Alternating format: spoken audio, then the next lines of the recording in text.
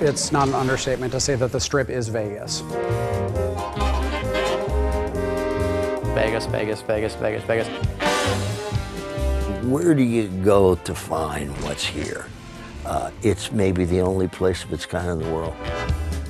When you get to Las Vegas Boulevard and you look down the street, you have to say, I'm in Vegas. And so that's very, very important for us. Getting that look right was very important for us. I think the Strip is going to be the thing for me. It's where we put the most amount of work in terms of design. The scope and scale of the Strip is just something new. I mean, it's huge.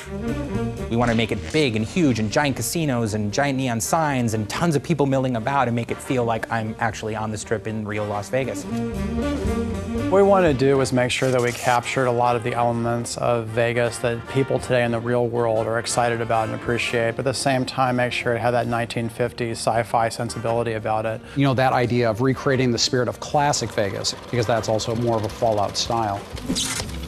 One of the things that kind of excited a lot of the artists and designers here was the ability to sort of take an amusement park city and then just play around with all the visual themes and the energy that Vegas has. Our lead artist, Joe Sanabria, went through and started making just silhouettes of the shapes of the casinos. We blocked out a chunk of land and started just placing individual buildings to get a feel for how big things should be. And those are profiles that we could look at from a distance in the wasteland, and because we wanted to make sure that when you saw these things from a distance, you're like, that's the Strip. There's nothing else that's like it when you look across the desert. While I was working on those, the artists were making proxies of those buildings, very low-res versions of them, just so that we could get an idea of how they would fit in the map. And then once we got onto the Strip itself, we started building them up, building the details, the lights on them, looking at it during the day and at night, and then populating it to see what it looked like as a living and breathing environment. And that's when the artists themselves pretty much take ownership of it, and it goes from my hands to theirs, and then that's when they start to do all the cool things we see in the game. When you arrive at the Strip, it's definitely a wow moment. When you go through the gates of the Strip, you know, you find yourself in a location that you really haven't seen anything of its like in the Fallout universe before. We knew we wanted the player to get that feeling that you get when you go to the real Las Vegas Strip, which is, you know, you set foot at one end of the Strip and you look down and you see like all the neon lights. It's about kind of bringing that feeling back of those big signs that say, you know, Dean Martin and Sinatra, you know, playing and things like that.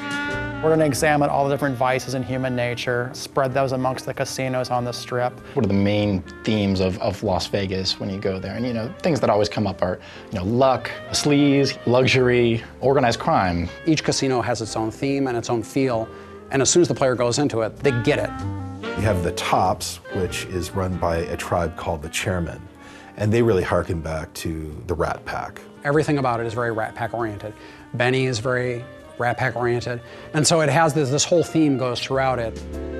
Then you also have Gomorrah, which is run by the Emeritus, who are basically like the mob past of Vegas. The whole point of the casino is sort of a sex sells kind of idea. As soon as you step into the door, like there are flames going up on either side of you. There's like the demonic statues off in the corner. Women dancing in cages and prostitutes literally walking around and soliciting you while you're trying to gamble. It's also, of course, one of the most profitable casinos on the Strip, because you have a lot of servicemen from the New California Republic Army who are going to the Strip on leave. This place smells like booze and sex.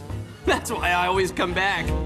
Mr. House's casino, the Lucky 38, that has a very mausoleum feel about it intentionally. So when you go in there, you feel like you're actually walking into an ancient crypt, a part of the old world that hasn't been touched. And that's supposed to reinforce a lot of his character in that location. We also have the Ultra Luxe, which is the super ritzy casino. Big, high dome, very nice people greeting you and being maybe a little too well-mannered with you. I am at your service. Ultra Luxe is all known for basically being high society, and so you can kind of hobnob with the wealthy elite that do visit the Strip because they tend to stay there. You look like you'd be more at home at one of the other hotels. I think a big part of Vegas, no matter what time period it's gone through, each casino is trying to sort of carve out its own particular theme and niche, and it was a lot of fun coming up with those styles for the casinos, specifically in New Vegas.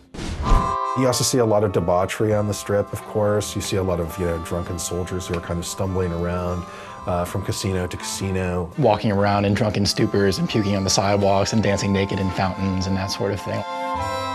Securitron robots will roll out of there and patrol the strip quietly, just day in and day out. So if you show any iron on the streets or start shooting, those guys will take you out.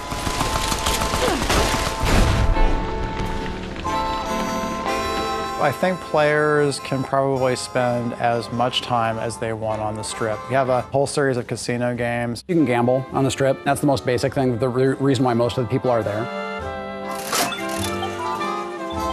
There's an extensive series of quest lines that go on within the city, as one might expect. Players should have plenty to do.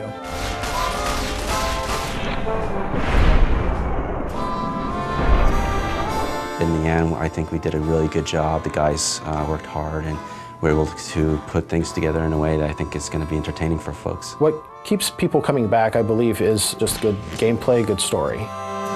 Maybe for some people, it's the amount of blood and violence that we have in the game, I don't know. Taking a previous past and create a total new reality derived from this past, I think people are just really, it turns them on. If you enjoyed Fallout 3, when you get into New Vegas, you're going to get a lot of shocks, you're going to get a lot of surprises, a lot of reversals, and you're going to get another classic Fallout experience.